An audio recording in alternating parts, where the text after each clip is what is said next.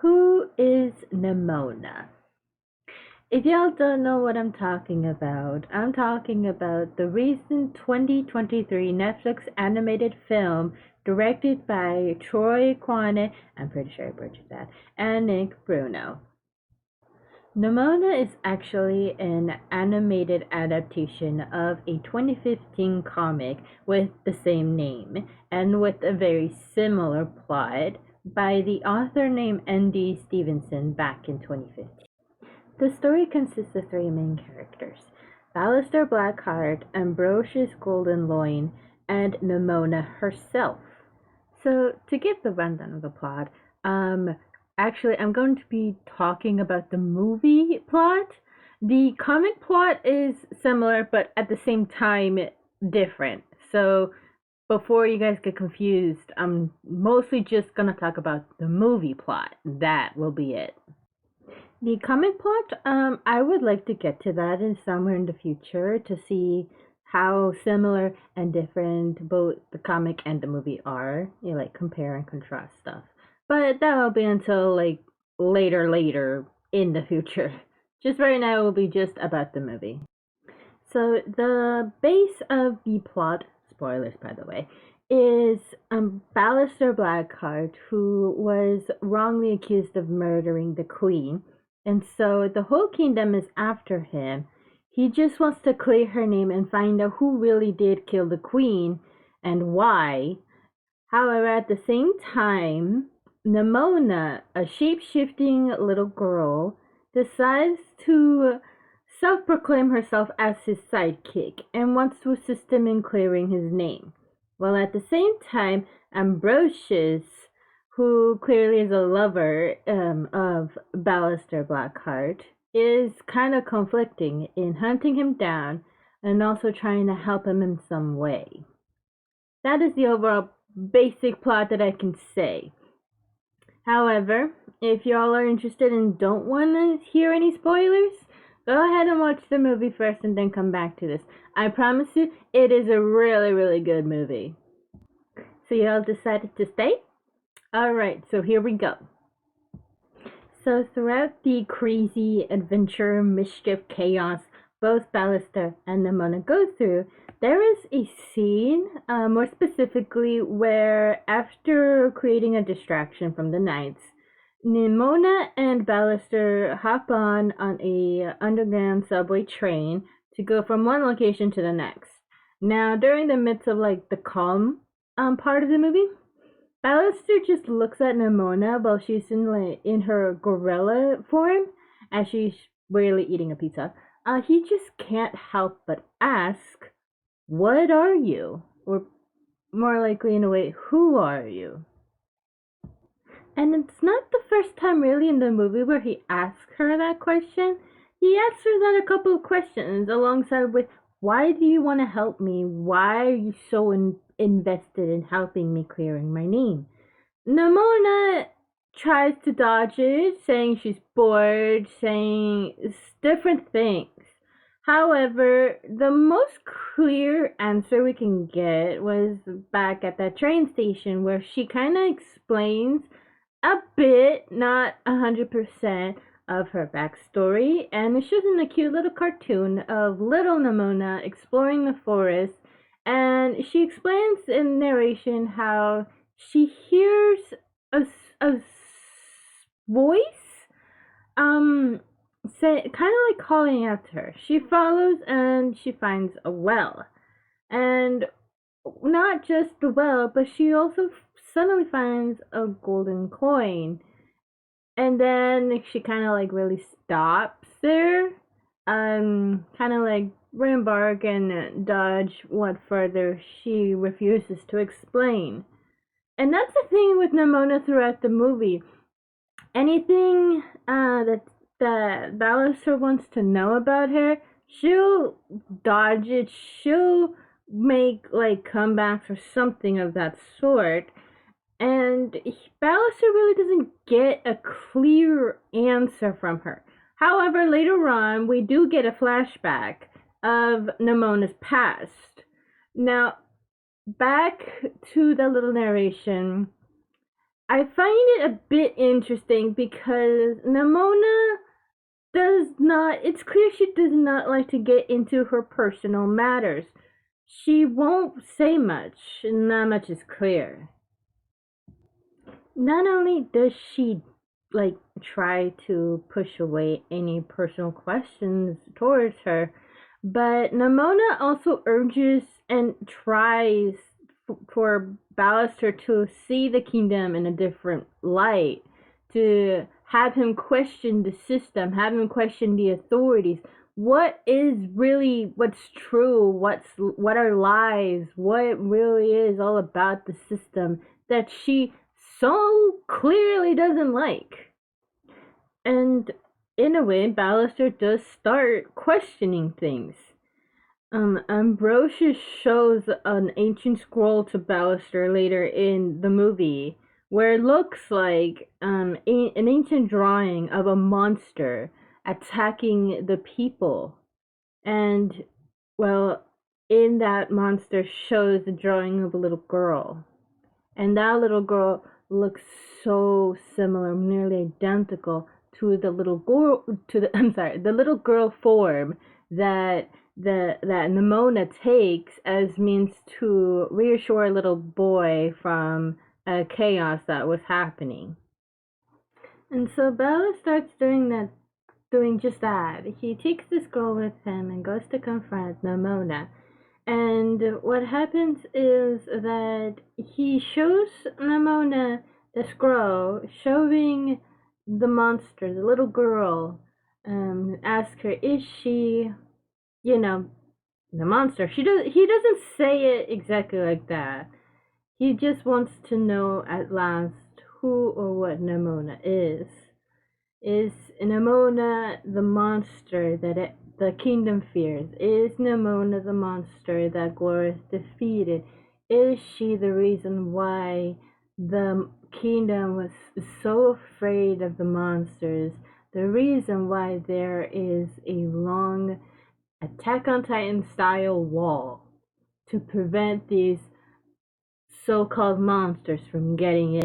Nimona starts to feel scared and tries to, in a way, find a common ground with Ballister. Asking him, do you really think I'm capable of doing such a thing? Which Ballister talks back, oh, I don't know. After all the things that we have done, causing chaos, causing stealing, kidnapping, and doing property destruction via destroying a part of the castle. And Nimona tries to explain in her way, but it was interrupted as they have been caught, more like Ballister, since Nimona escaped. And there Nimona runs to the forest, and there we get a flashback of little Nimona, her exploring the forest and taking shape of all the animals that she sees. And it's clear from her motivations that she wants to make a friend. It's clear that she is lonely and wants to find companionship. And she goes to find, well, not find, but like she sees a well behind a couple of shaded leaves.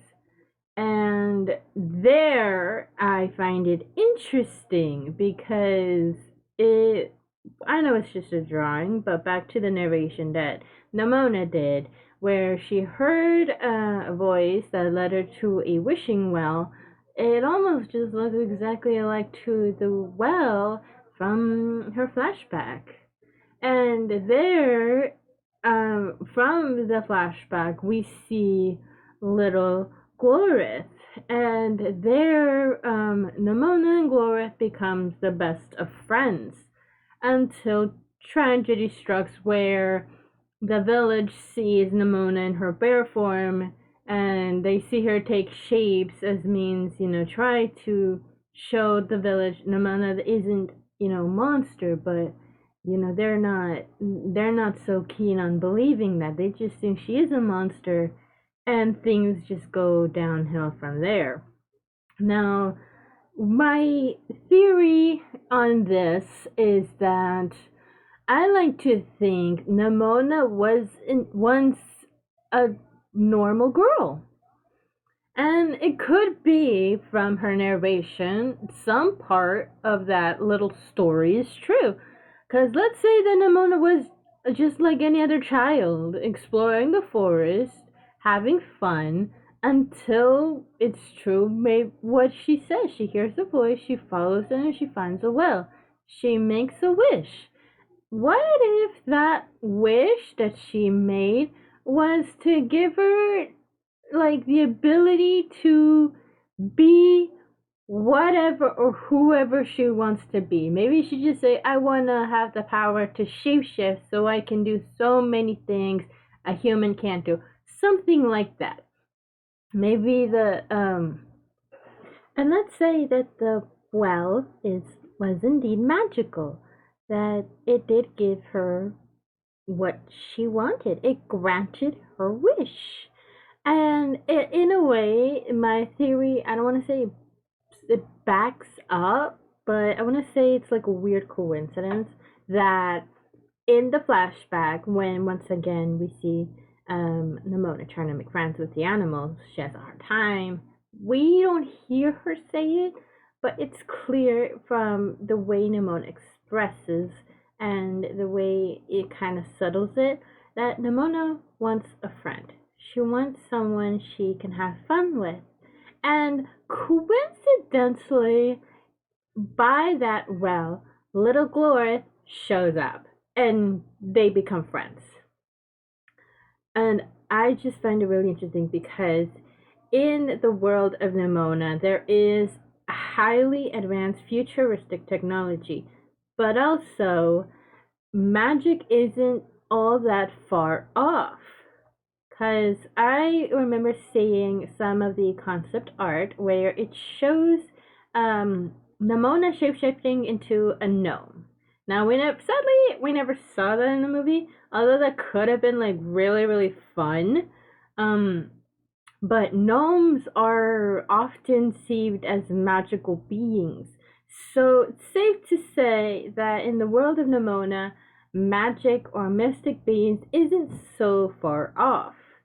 And well, we maybe the well was indeed magical, and it gave Nimona what she wanted. Now, like pretty much one of the most oldest rules out there is that there's always a consequence to an action. You know, there's always a downside to something. Not everything is perfect. So let's say Nimona did wish to have the power to shapeshift at the cost of her losing companionship. Because really, we don't know how old Nimona is, but from how things ended and from, clear, subtle things, Nimona either doesn't or she can't die. Because spoilers in the last few minutes of the movie, Nimona takes the form of a phoenix and goes to fight off a giant cannon that was to be attacking Nimona, but will also cause massive chaos, killing thousands of people in the kingdom. And in the end of the last 2 minutes, we don't see her, but we hear her voice where she calls out Ballister. She comes back. So she's not, mortal. She's immortal. And we don't know how old she is. I know that within the 1,000 year time skip, she's older than 1,000 years. But at the moment where she met Glorith and before that, it's up for debate. But she could have just possibly outlived the, whatever family she had. And I'm kind of sad to think that, she probably had a nice family or people that she loved, but because she asked for that specific wish, made her immortal, and she outlived those people, thus her being lonely, which is damn sad to think about. But yeah, I like to think, with whatever wish she wants to wish on, there is a dire consequence. Like, for an example, she was best friends with Glorith, and it shows that they had a great bond, but at the cost of, being misunderstood, and Glorith seeing her as a monster, an enemy, and she built the walls of her kingdom and made a system of these knights and all of that as means to keep Nimona out. And it's pretty sad, really, because you can't really enjoy what you want without seeing a form of a downside.